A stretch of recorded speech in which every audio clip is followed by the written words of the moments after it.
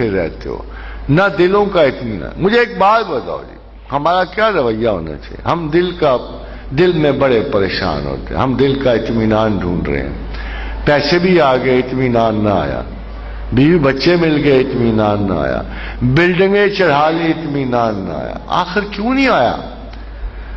جب سے پیدا ہوئے پریشان ہوئے، مر کے بھی چین نہ پایا تو کہاں جائیں گے؟ مرنے کے بعد بھی خوف اور ہراس کا عالم ہے، زندگی بھی خوف و ہراس میں گزر رہی ہے۔ اس کی کیا وجہ ہو سکتی ہے؟ اس کی وجہ یہ ہے کہ ہم اللہ پہ اعتبار نہیں کرتے۔ آپ کتنے بڑے مسلمان ہو، جب آپ کو اپنی خامی ہی نظر نہیں آ رہی تو آپ کیسے اطمینان پا سکتے ہو؟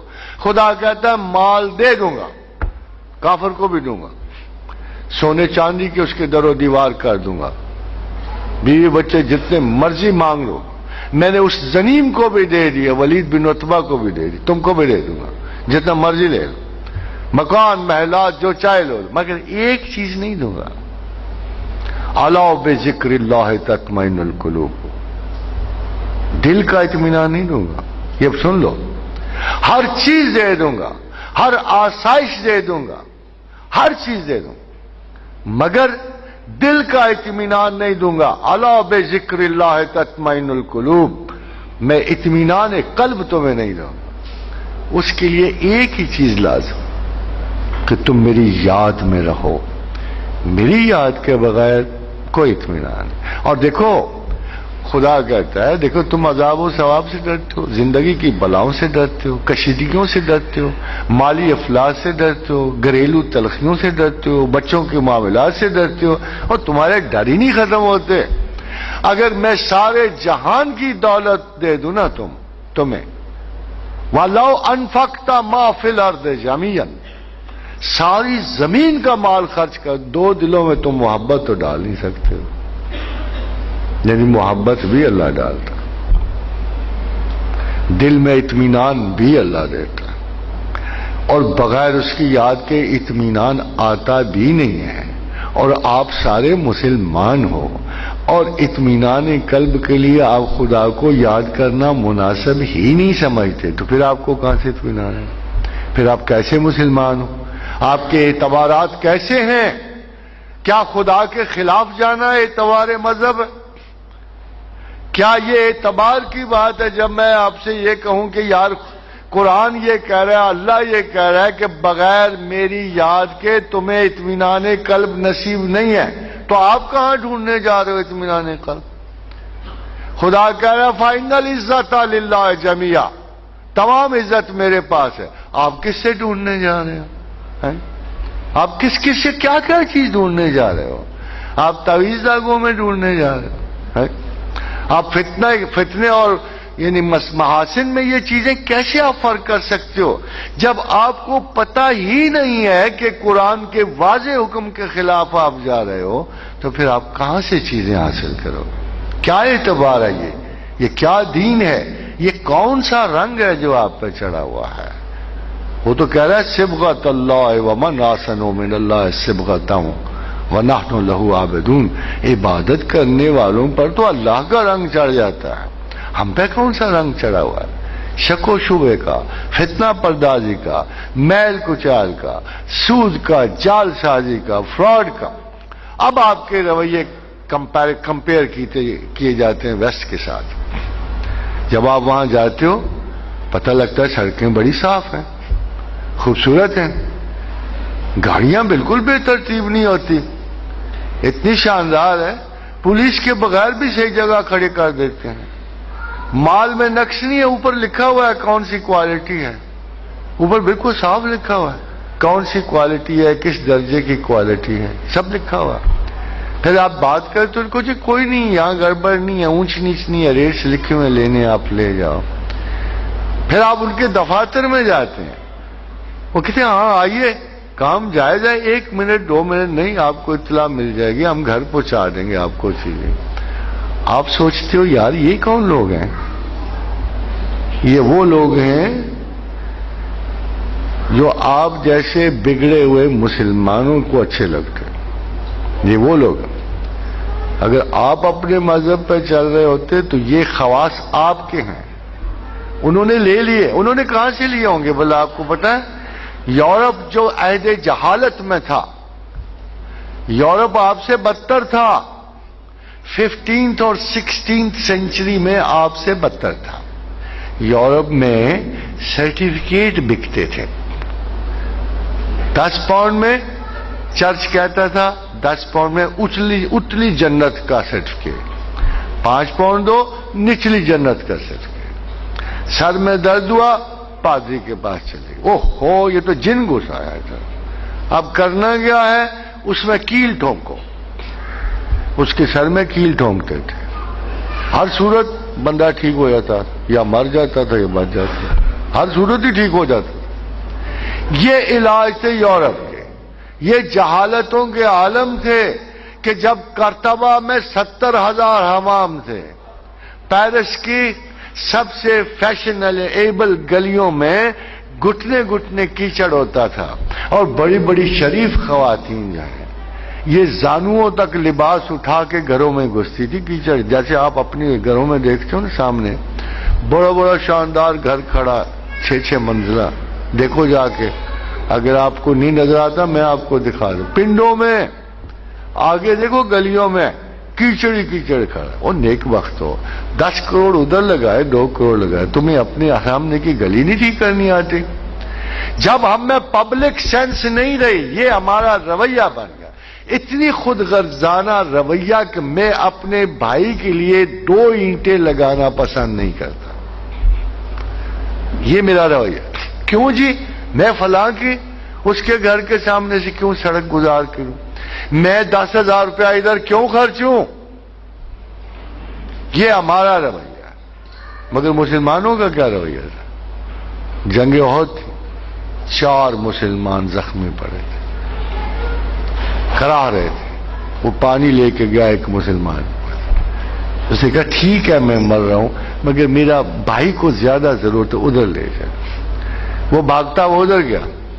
اس نے کہا ٹھیک ہے میں ہوں قریب مرگ، مگر میرا جو تیسرا بھائی پڑا نا ساتھ، اس کو زیادہ ضرورت، اس کے پاس لے جا. حتیٰ کہ وہ چوتھے کے پاس لے گیا. چوتھے کے پاس پہنچتے ہوئے وہ چوتھا وفات پا چکا تھا. یہ تینوں بھی شہید ہو چکے تھے. مگر ایثار کی یہ مثال مسلمانوں کا رویہ ہے، جنہوں نے اپنی حصے بقا کو ترک کر کے اپنے دوسرے مسلمانوں کے ایثار کے لیے. وہ شہید ہیں، وہ زندہ ہیں، آج بھی زندہ ہیں، کل بھی زندہ رہیں گے. ان کو کوئی شے مار نہیں سکتی. وہ خدا کے لیے شہید ہوئے، ایثار میں شہید ہوئے، محمد الرسول اللہ صلی اللہ علیہ وآلہ وسلم کی تعلیمات کے مطابق شہید. تم نے پیغمبر سے کیا لیا ہوا ہے؟ نعتیں، ویلے، جیسے گڈیاں اڑا رہے ہوتے ہیں مسجدوں میں ویلے دے رہے ہوتے ہیں. یہ کسب کہاں سے نکال؟ جس مسجد میں عبادات کے وقت خرید و فروخت کی بات بھی مکروہ ہے، اس میں آپ کیا کر رہے ہوتے ہو؟ کیا اللہ کے گھر ان مقاصد کے لیے ہوتے ہیں؟ اس میں کوئی فرقے کی تخصیص نہیں. یہ مینرز ہیں، خدا کے گھر کی آداب ہیں. اس میں کیا فرق پڑتا ہے آپ اہل حدیث ہو یا فلاں یا ڈینگ ہو یا بریلوی ہو یا دیوبندی ہو؟ اس میں کیا فرق پڑتا ہے؟ کیا آپ کو کسی گھر کے آداب کا بھی پتہ نہیں ہوتا؟ کیا آپ کے رویوں میں اتنی تعلیم نہیں آتی کہ جو اس قسم کی حرکات ہیں وہ خدا کے حضور نازیبا ہیں؟ جب بات چیت بھی خرید و فروخت کی مکروہ سمجھی جائے گی تو آپ کا یہ رویہ کس حساب میں جائے گا جو آپ کر رہے ہیں؟ پھر آپ کا کیا خیال ہے؟ وہ کسی اچھی آواز سے خدا کی، اگر قرآن کہہ رہا ہے کہ اپنی آوازوں سے قرآن کو زینت دو تو نعت پڑھنے کے لیے اچھی آواز نہیں چاہیے؟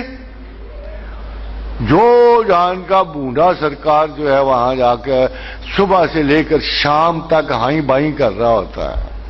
اور خدا کے بندو، کچھ اپنے انسٹیٹیوشنز کا ریگارڈ آپ کے ہاتھ میں نہیں ہے. آپ نے دیکھا کبھی یورپ کے واش رومز دیکھیں، کاروباری واش روم، آپ کے مساجد کے واش رومز دیکھیں کبھی جا کے؟ ادھر منہ کرنے کو دھیان نہیں کرتا. آپ نے اپنے ہسپتالوں کے واش رومز دیکھے جا کے؟ یہ قوم ہے جس کے پیغمبر نے کہا تھا کہ صفا نصف ایمان ہے. یہ قوم ہے. ان کا پیغمبر نے تو نہیں بتایا، انہوں نے اپنے کاروباری سکل سے سیکھے. اور جس شخص کو محمد رسول اللہ نے بتایا ہو کہ صفائی نصف ایمان ہے، اس کا کیا ایمان ہے؟ اس کا کیا رویہ ہے؟ اتنی خود غرضی، اتنی خود غرضی. یہ ہمارے رویے ہیں، اور ان رویوں کے باوجود ہم ہاتھ باندھ کے کہتے ہیں اے شاہ بتا ترس کھانا، اے رحم فرمانا، اے اللہ ہم پہ ہمیں فتح و نصرت دینا. کہاں سے دے گا؟ لا تبدیل علی کلمات اللہ، لا تبدیل علی سنت اللہ. نہ اس کا طریقہ کار بدلتا ہے، نہ اس کے کلمات عالیہ بدلتے ہیں. وہ رب کریم ہے. تم اگر ایک ہی بات اس کی سن لو، اللہ کے رسول نے کہا بس جھوٹ نہ بولو. 3 دن کے بعد وہ آ گیا، سرکار یہ کیا مصیبت ڈالتی مجھے آپ نے، یہ کیا مصیبت ڈال دی؟ ایک جھوٹ نہ بولنے کا وعدہ پورا کرتے ہوئے ساری زندگی بدل جاتی ہے. ایک چیز اپنا لو، ایک چیز اپنا لو، ہلکی سے رویوں کی ایک چیز اپنا لو. میں نے دیکھا کتنا مشکل ہوتا ہے، کتنے افسوس کی بات ہے. ملک کے بڑے بڑے فراڈ مذہبی لوگوں کے نام چلے گئے. کتنے افسوس کی بات ہے. 33 ارب کا فراڈ مزاربہ بینک میں. کٹر مسلمان، کٹر مسلمان اپنے ہی لوگوں کو لوٹ کے کھا گئے. سبحان اللہ. یہ کارنامہ بھی سر انجام دینا تھا. اپنے ہی لوگوں کو سارے لوٹ کے کھا گئے. وہ غریب غربا، اور ان میں چھوٹے نہیں ان کے بڑے بھی شامل ہیں. مزے کی بات ہے. یہ مذہب جا رہا ہے، یہ ہمارا دین ہے. دس وی کین ناٹ ریلائی. پچھلے 10 برسوں سے میں بھائی بھائی پہ ریلائی نہیں کر سکتا، دوست دوست پہ ریلائی نہیں کر سکتا. ہم اپنی کمیونٹی کے کسی فرد پہ ریلائی نہیں کر سکتے. روپے کی شکل دیکھتے ہوئے ہمارا ایمان کی مکروہ شکلیں ہمارے سامنے آ جاتی ہیں. یہ ہمارا حال ہے. پھر ان رویوں سے بھی آپ پوچھتے ہو کہ ان کو ترقی کیوں حاصل ہے؟ ان کو ترقی ان کے مذہب کی وجہ سے حاصل نہیں ہے. نہیں، جب ایک شخص جو ہے جس چیز پہ بلیو رکھتا ہے اس کے مطابق عمل کرتا ہے، وہ ایک معیشتی انقلاب کے لیے کام کر رہے ہیں. وہ اپنی معیشت اور معاشرت کے لیے، وہ اللہ کے لیے نہیں کر رہے، وہ اپنے رسول کے لیے نہیں کر رہے. But they believe in that revolution of money. وہ اس پہ اعتبار کرتے ہیں، اس پہ یقین رکھتے ہیں اور اسی کے لیے کام کرتے ہیں. جب وہ کام کرتے ہیں تو ان کو پتا ہے کہ اس کے یہ سلیقہ ہے، یہ طریقہ ہے. کمال کی بات یہ ہے کہ ہم مسلمان ہیں، ہم اللہ کی بندگی کا اعتراف کرتے ہیں، ہم امت رسول اللہ صلی اللہ علیہ وآلہ وسلم ہیں. ہمارا حال یہ ہے، اور ہمارے پیغمبر کا کیا حال ہے؟ میں نے پوری کے پوری عرصہ حیات میں ایسا رویہ کسی شخص کا نہیں دیکھا جو میرے پیغمبر کا تھا صلی اللہ علیہ وآلہ وسلم.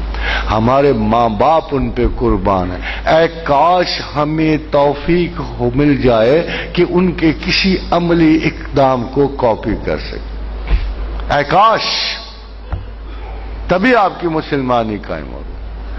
پتہ ہے آپ کو اللہ کے رسول کو اللہ نے کیوں تخلیق کیا؟ سادہ سی بات. پورے قرآن میں وہ کہہ رہا تھا، شروع کا تھا رحمان و رحیم ہوں میں، بیچ میں کہہ رہا تھا میں بڑا کریم ہوں، میں بڑا یہ ہوں. مگر ثابت کیسے ہوتا؟ ہم کوئی اللہ کو جانتے تھے؟ افلاک سے ماورا، عرش معلیٰ کہاں، ہم کہاں، اتنی دوریاں، اتنی پستیاں، ایسی بلندیاں، ہمیں کیسے یقین ہوتا کہ وہ واقعی مہربان ہے؟ تو اس نے آپ لوگوں کو یقین دلانے کے لیے ایک ایسی ہستی پیدا کی جس کے رویوں میں اتنا رحم، اتنا کرم تھا، اتنا رؤوف تھا، اتنا رحیم تھا کہ ہمیں یقین آ گیا کہ اگر ہمارے جیسا ایک فرد جو اس نے بنایا ہے، جو ہمیں محمد اور رسول اللہ کی شکل میں اس نے اپنے خدائی کرم اور رحم کا وجود بخشا. اسے میں بتایا اگر میرا بندہ محمد ابن عبداللہ محمد الرسول اللہ اتنا رحمان و رحیم ہو سکتا ہے، تم میرے اندازے میں سوچ لو کہ میں کتنا رحمان و رحیم ہوں۔ اس نے عبد الرؤوف نہیں کہا قرآن میں اپنے بندے کو، عبد الرحیم نہیں کہا، اس نے کہا رؤوف ہے، رحیم ہے، حرص رکھتا ہے۔ دیکھو یہ نیگیٹو لفظ کو نہیں استعمال ہوتا پیغمبروں کے لیے، اللہ نے کیا ہے۔ اچھے لفظوں سے آپ کسی میکسیمم کوالٹی کو بیان نہیں کر سکتے، کتنی بھی آپ خوبی، بہت زیادہ رحمان، بہت، مگر خدا کو پتا تھا کہ یہ ایکسٹریمٹی اچھے لفظوں میں آ ہی نہیں سکتی، حریص علیکم نیگیٹو لفظ میں، جیسے کسی کو ہوس نہیں ہوتی کسی کی خیر کی۔ اللہ کے رسول کو آپ کی اتنی طلب تھی، آپ کی خیر کی اتنی طلب تھی، اتنا تجسس تھا، فرمایا میں نے دیکھا کہ میری امت آگ کے گڑھوں کے گرد جمع ہے اور آگ میں چھلانگ لینے کے لیے تیار ہے، اور میں ان کو بغل سے پکڑ پکڑ کے پیچھے کر رہا ہوں۔ کون سا باپ ہے جو پوتے سے بھی آگے کی سوچتا ہو؟ کس کو اتنی محبت اور